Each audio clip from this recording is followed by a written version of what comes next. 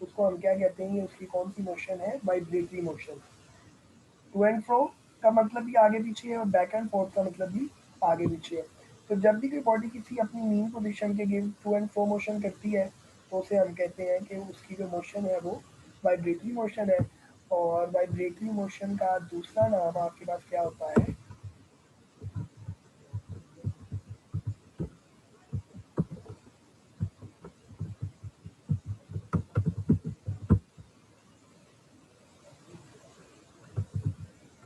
Oscillatory motion.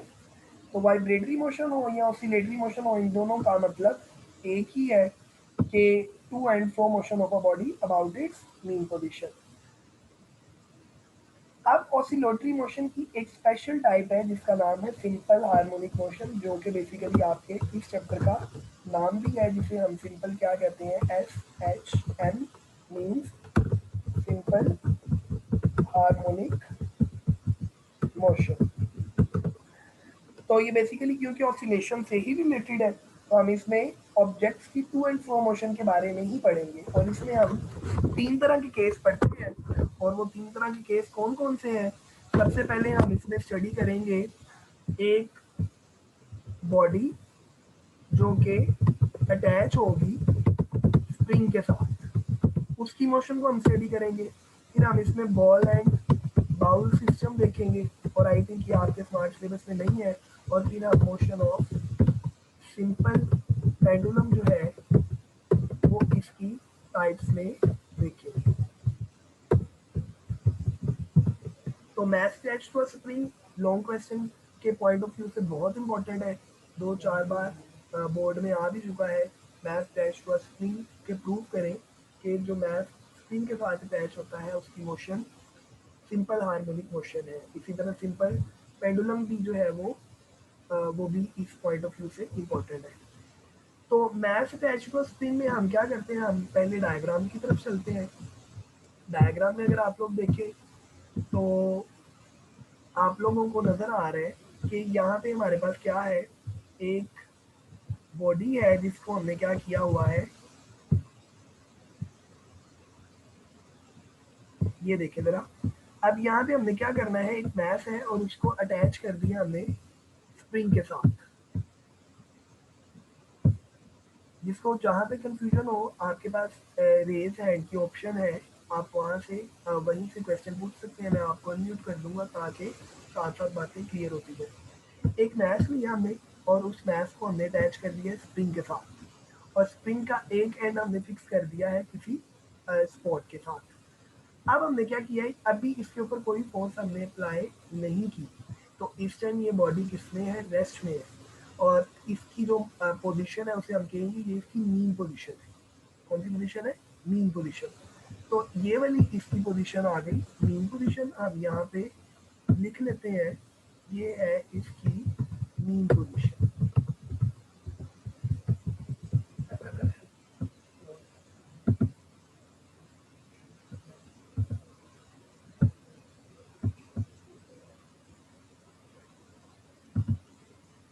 ये बिल्कुल centre वाली, ठीक है जी। ये आपके पास इसकी मीन पोजीशन है। और अब हमने क्या किया है, इस बॉडी पे इस तरफ फोर्स लगाई है, और ये अब बॉडी यहाँ ला के हमने इसको छोड़ दिया है। तो ये वाली जो पोजीशन है ये इसकी एक्सट्रीम पोजीशन है। ये वाली पोजीशन इसकी एक्सट्रीम है। अब होगा क्या, जब मैं इसको बॉडी को यहाँ पे छोड़ूंगा तो इसके ऊपर जो फोर्स है उसकी डायरेक्शन होगी इस तरफ। लेकिन बॉडी ने डिस्प्लेसमेंट किस तरफ किया है, उसकी डायरेक्शन किस तरफ है, राइट साइड पे। और फोर्स किस तरफ लग रही है, लेफ्ट साइड पे। यहाँ पे हम फोर्स डिस्प्लेसमेंट की डायरेक्शन को भी शो कर देते हैं। ये वाली जो डायरेक्शन है, ये वाली डायरेक्शन आपके पास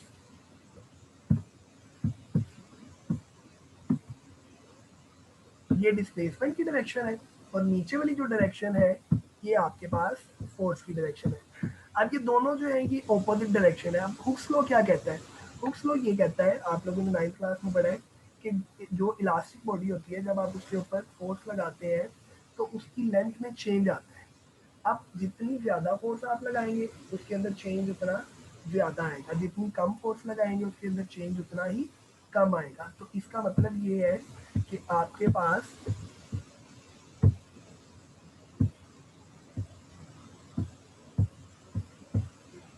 क्या है कि जो फोर्स है वो डायरेक्टली प्रोपोर्शनल है डिस्प्लेसमेंट के।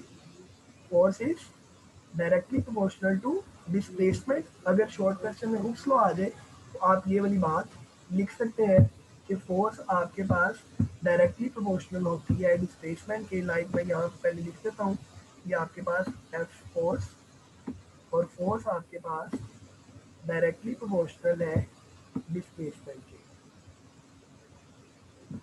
अब यहाँ पे हमें पता है कि दोनों में डायरेक्ट रिलेशन है। आप जितनी ज़्यादा फोर्स लगाएंगे, ये वाला जो चेंज है यानी जो उसकी लेंथ में चेंज आ रहा है ये उतना ही ज़्यादा होगा। ये वाला जो चेंज है आप इसको और ज़्यादा दूर ले आए, इसको यहाँ ले आए, इस सब्जेक्ट को यहाँ पे ले आए, यहाँ पे लाएंगे तो यहाँ ला के छोड़ेंगे तो अब उसकी लेंथ में उतना ही ज़्यादा चेंज आएगा।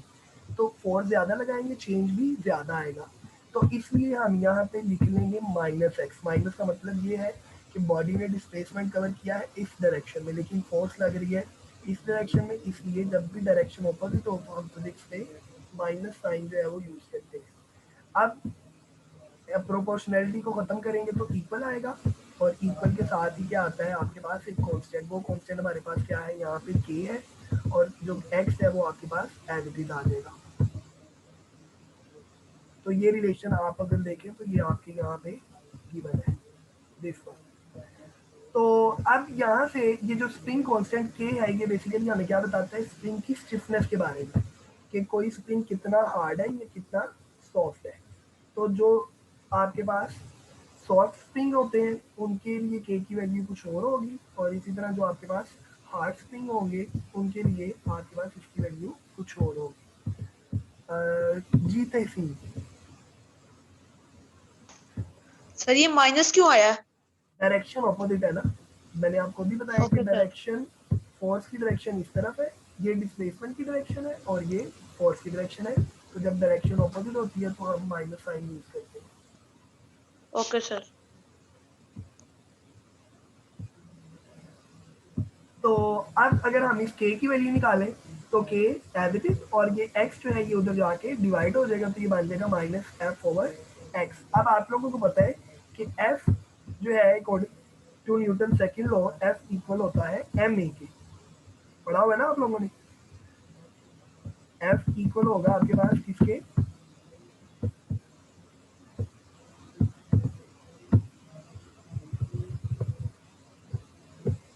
तो ये इसको देख ले, मैंने इसको ऊपर कर दिया। तो यहाँ पे देखिए, यहाँ पे एफ इज इक्वल टू आ गया एम में, ये वैल्यू जो एफ की आई है दिस वन, ये वैल्यू मैं पुट कर दूंगा कहाँ पे, ऊपर वाली इक्वेशन में, लाइक यहाँ पे ये वैल्यू आप पुट कर देंगे। तो ये देखेंगे आ गया minus as it is M, F की जगह आ गया एम ए और डिवाइडेड बाय एक्स। अब हमने क्या किया है, ए को सेपरेट करना है। किसको सेपरेट करना है, इस ए को। तो हम क्या करेंगे, एक्स यहाँ पे मल्टीप्लाई डिवाइड है उधर जाएगा तो मल्टीप्लाई, और एम मल्टीप्लाई है उधर जाएगा तो डिवाइड। तो ये रिलेशन बन जाएगा F is equal to minus K over M into X. तो इसका मतलब ये हुआ, आप देखें के जो है वो आपको पता है ऑलरेडी कॉन्स्टेंट है, और एम जो है ये भी क्या है, कॉन्स्टेंट है। जब आप इस बॉडी को स्प्रिंग के साथ अटैच कर देंगे तो अब क्या है, ये एक कॉन्स्टेंट, अगर आपने इसके साथ 2 kg की बॉडी अटैच की है तो at the end of experiment वो 2 kg ही रहेगी, इसकी वैल्यू चेंज नहीं होगी।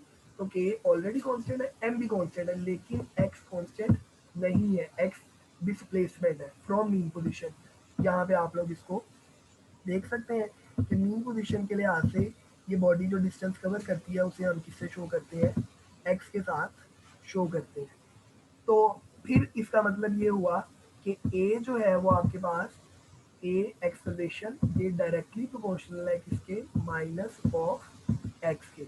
अब माइनस क्यों आया है, अगेन डायरेक्शन ऑपोजिट की वजह से। हम डायग्राम को थोड़ा सा और ऊपर करते हैं और फिर देखते हैं कि इसमें क्या है।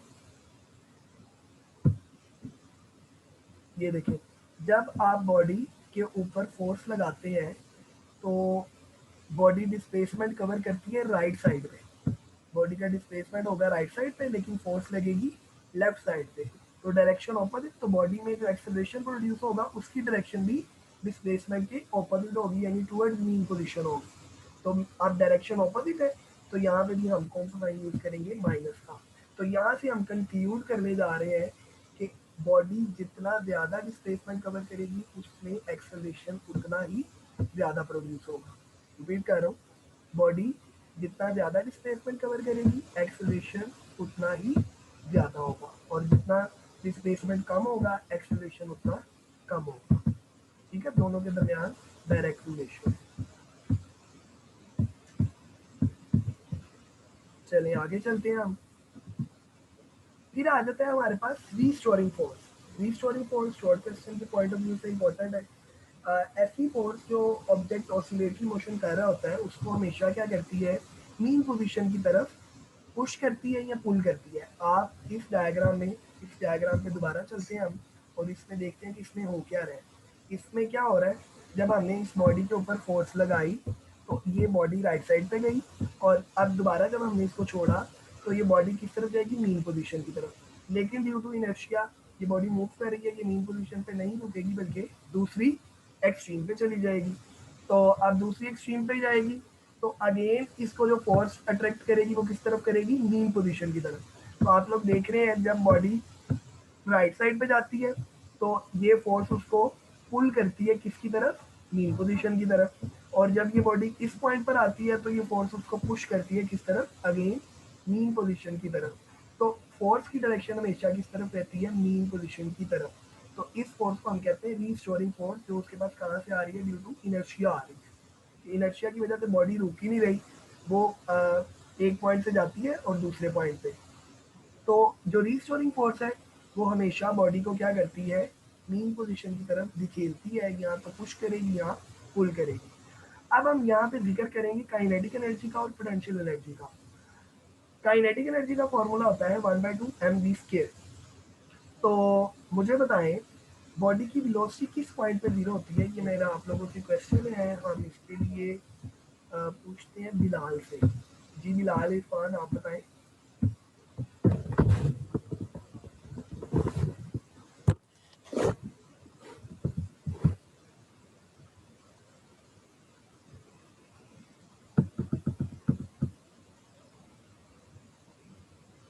ठीक है, बिलाल को नहीं पता, फुरकान बता दे।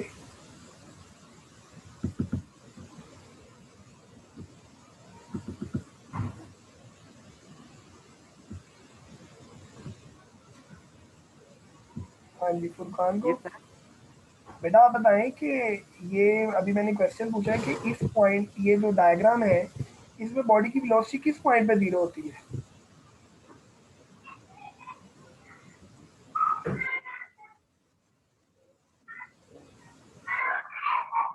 पॉइंट ओ पे, ए पर या बी पर।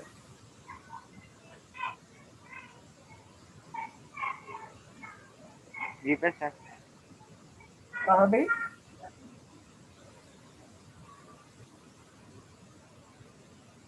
ठीक है, लाइबा आबिद बताए।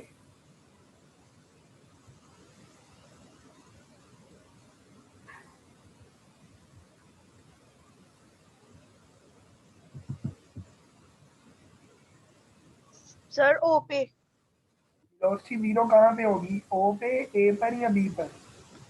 सर ओ जब पे। जब बॉडी मूव कर रही है तब की बात पूछ रहा हूँ मैं।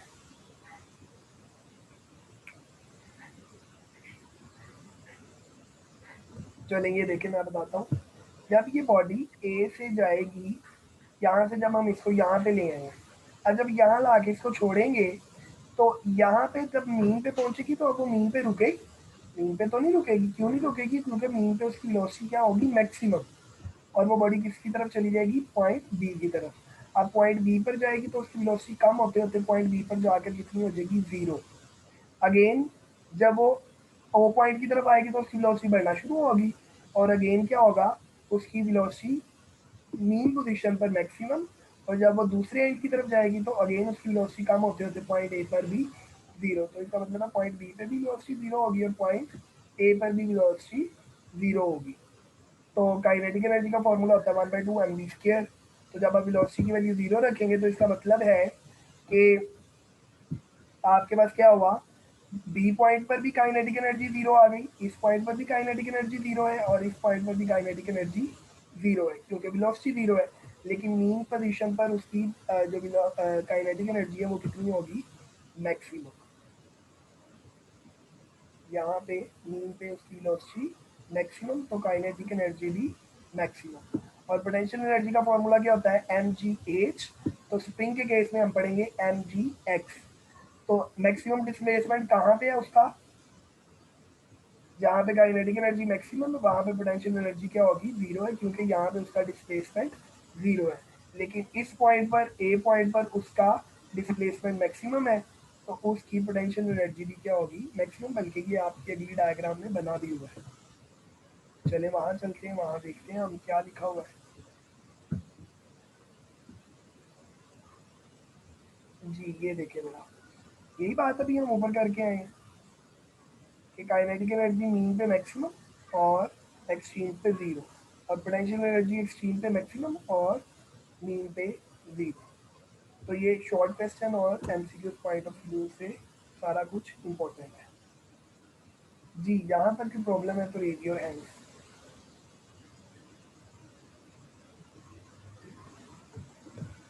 नहीं है। चले आगे चलते हैं। आगे हम इसका पढ़ते हैं जी फॉर्मूला। अब ये जो सारी बात है ना, ये वाला सारा पैराग्राफ इसमें यही बताया हुआ जो मैं अभी आपको बता के आया कि हम उसको ए पर लेके जाएंगे, उसको वहाँ ले जाके छोड़ेंगे, वो अपनी नींद की तरफ आएगा, ड्यू टू इनर्शिया वो रुकेगा नहीं और दूसरे एंड की तरफ चला जाएगा। तो ये सारी यहाँ पे ये वाली बातें लिखी हुई हैं। चलें आप लास्ट में अब क्या करेंगे, अब कहते हैं this process is repeated and the mass continues to oscillate back and forth about the mean position O. ये प्रोसेस इसी तरह रिपीट होता रहेगा और वो बॉडी इसी तरह पॉइंट ओ के आगे पीछे टू एंड फ्रो मूव करती रहेगी। इस तरह की मोशन को, such motion of mass attached to a spring on a horizontal frictional surface is known as SHM, यानी सिंपल हार्मोनिक मोशन। और उसके लिए जो हम टाइम पीरियड का फॉर्मूला लेते हैं, इसकी डेरिवेशन आप लोग आगे जब जाएंगे फर्स्ट ईयर में तो वहाँ जाके हम इसको पढ़ेंगे। तो टी इज इक्वल टू, अभी आप लोग इतना याद रख लें, टी इज इक्वल टू किसके होता है, two pi square root M over K, this one. इसको बॉक्स कर लें, इसको अंडरलाइन कर लें। T is equal to two pi square root M over K. अब यहाँ पे क्वेश्चन बनता है कि अगर हम मैथ स्प्रिंग सिस्टम में बॉडी का मैथ डबल कर दें तो उसके टाइम पीरियड पे क्या इफेक्ट होगा। तो हम क्या करेंगे, सिंपल यहाँ पे एम की जगह क्या लगा देंगे, टू एम लगा देंगे। एम की जगह क्या आ जाएगा, यहाँ पे टू साथ ऐड हो जाएगा। ठीक है, तो उस टू की वजह से अब आपका जो टाइम पीरियड है, अगर आप स्क्वायर रूट टू लें तो वो तकरीबन कितना बढ़ जाएगा, स्क्वायर रूट टू टाइम जो है वो इंक्रीज हो जाएगा। तो यहाँ तक अगर कोई क्वेश्चन है तो पूछ। यहाँ तक ये लिखना है आप लोगों ने लॉन्ग क्वेश्चन पूरा। तो अभी मैं बारी बारी आप सबसे पूछता हूँ, फिर आप लोग जो है वो मुझे बताते हैं।